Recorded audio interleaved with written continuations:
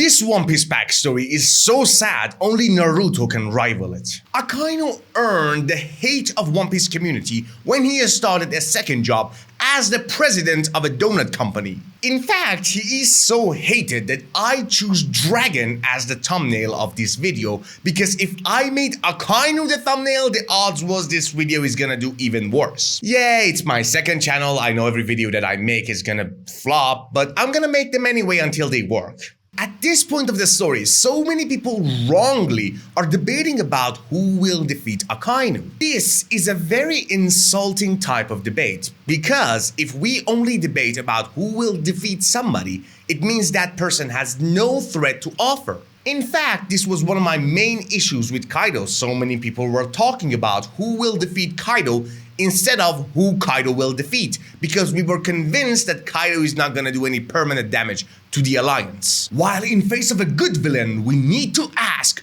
who is he gonna hurt next? Just like Akainu in the Marineford arc, he was an unstoppable force of nature who damaged people we love one after another. It took the force of God King Shanks to put in a stop to this man rampage. If the job of a good antagonist is to bring fear to the heart of audience, Akainu was the most successful antagonist in this aspect in One Piece. And it would be a shame, if not a stupidity, if Akainu go down without a last hurrah. Let's not forget, this was the person who gave a scar to Luffy's chest. I do not care if you are an Admiral fan or an Admiral hater. Giving a scar to somebody is a significant point. Teach gave a scar to Shanks, Oden gave a scar to Kaido, somebody very evil gave a scar to Whitebeard. Scars like this carry weight and emotion, and Akainu being the only person who gave a visible scar to Luffy is a significant point in his favor. And I would argue Akainu is already a much better and most established villain than Kaido, even if Kaido be a stronger. You see, it might be shocking, but I'd rather to see a good character than a strong one. And let's not forget, Oda is legitimately in love with this character. He created Akainu based on the most handsome human being that he knew. He prevents the death of Akainu in the Marineford arc, and later on stated if Akainu was the main hero of the story, the One Piece's story, not just winding One Piece, would have ended in 1 year. So I really don't believe Akainu is gonna lose to people like Sabo, the fake Emperor of Flames. Now, the idea of fire defeating magma is in fact incorrect to the magic system of One Piece world, but it is poetic, and I can understand why some people believe that Sabo is gonna do that. I am gonna tell to Sabo, get the hell out of here, because there is a sheriff in this town and his name is Dragon. There is a significant lore behind Akainu and Dragon. Oda emphasized on the story of dog versus dragon, the yin and yang of this story. Let's start with saying that the opposite color of red is in fact green, not blue. The fact that Akainu is associated with color red while Dragon is associated with color green is not random, not in a story like One Piece. Akainu is the leader of Marine while Dragon is public enemy number one. One is a symbol of absolute authority and the other is a symbol of freedom. Akainu is a fearsome person with a famous rage, while Dragon is a person of peace who won't engage into physical combat. If Shanks and Mihawk have the same birthday, Akainu and Dragon have the same age. Most of them are most likely Logia users, and for a while they trained under Garp. Dragon was the greatest ally to the people of Ohara, and Akainu was the person who killed the last people of Ohara. And the connection between Akainu and Dragon was the most established thing about Akainu during the Marineford War. I understand that people want Akainu fall in disgrace, but this is not the reality of One Piece. He's the fleet admiral of the strongest version of Marine in the story. He was never trolled by Oda. Aside from Ben Beckman and Mihawk, this might be the only other character. He defeated the highest number of high tiers in the battle, and he is loved by Oda. So if you think Akainu gonna go down in disgrace while Sabo defeating him, think again. He needs a worthy rival, and if not the main character of the story,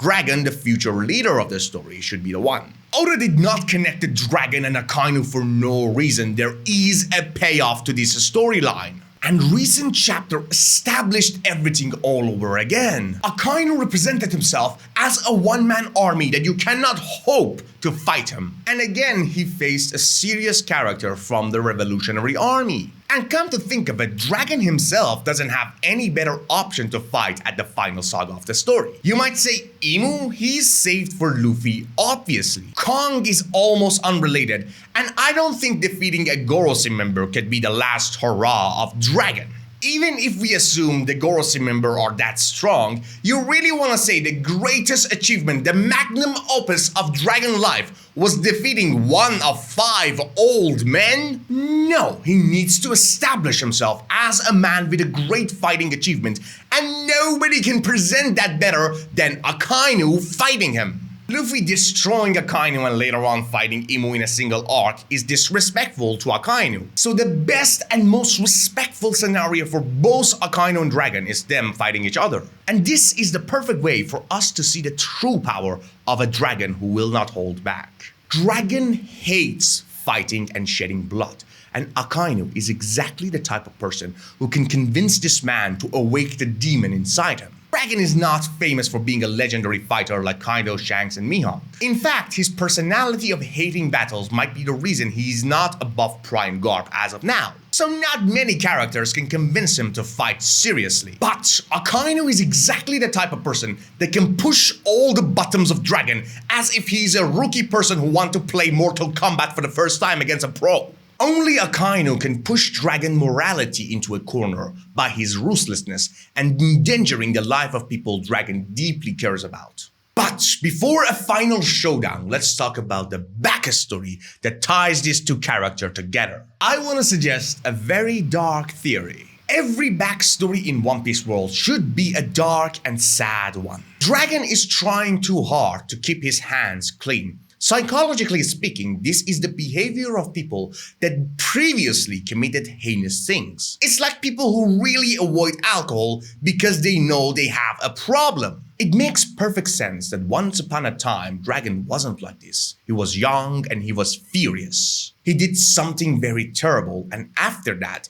he just put all of those fighting and bloodshed away. And come to think of it, Akainu is not an unreasonable person. He always have a solid reason behind doing every action. Even when he killed the innocent people of Ohara, he was trying to prevent a world war. I'm not saying that what Akainu did was justified. I'm saying that he always had a moral reason that believed I am in good.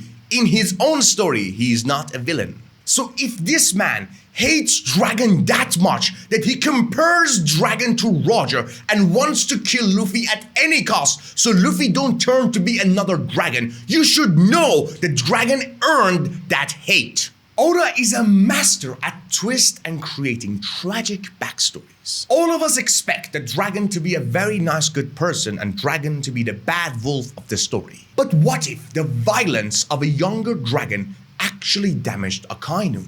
If he went so far that he killed, I don't know, a love interest or a father figure for Akainu. Something that made Akainu deeply hate the guts of Dragon and something that convinced Dragon no more bloodshed. This type of backstory that Dragon actually did a damage to Akainu is the perfect foundation behind their backstory and actually is in line with the themes of One Piece. And it could be a perfect plot device for pushing Akainu and Dragon in their final battle. This is a decision that can enrich the complexity of both Dragon and Akainu and makes us feel sad for both of them. I know at this point I'm basically writing a fan fiction, but this is what I do. Some other One Piece YouTubers want to create theories and put clues together. I like to create realistic scenarios and make you say, I wish what Rock's saying was true. And now, comment down below and tell me what type of backstory do you expect from Dragon? Do you believe once upon a time he had rage issues and had demonic actions and now he wants to redeem himself and the world? Or he was always a very good and polite person as he is today? But I know one thing, if what I'm saying is true, if Dragon once upon a time was like a demon and now he's on recovery, if Akainu push all of his button and Dragon go full power, he might shock all of us with a monstrous and glorious titanic power like we never seen before. So, comment down below, do you think Oda's scenario is gonna be any similar to mine? Do not forget to subscribe and rings the bell of Jerusalem, and I see you all at Laugh Tale.